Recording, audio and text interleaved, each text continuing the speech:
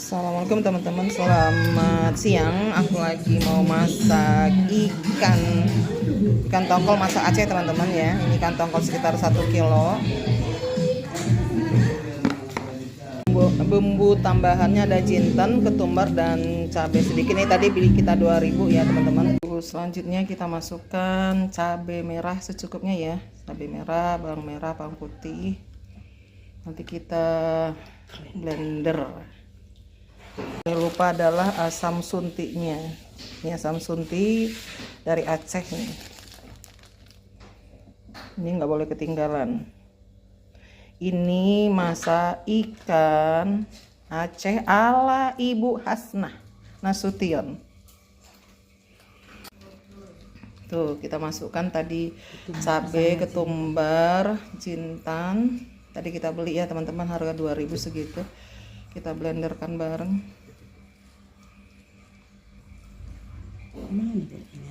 Tambahin sedikit lagi ketumbarnya. Masukkan air sisa tadi yang kita beli.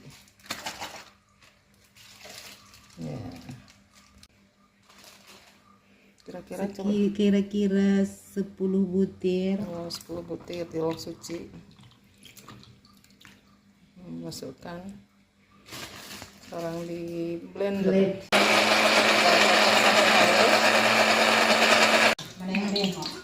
Kita tumiskan bawang merah pertama-tama. Kita masukkan bumbu yang udah kita chopper.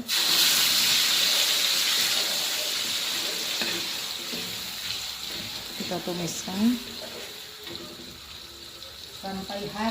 sampai harum guys.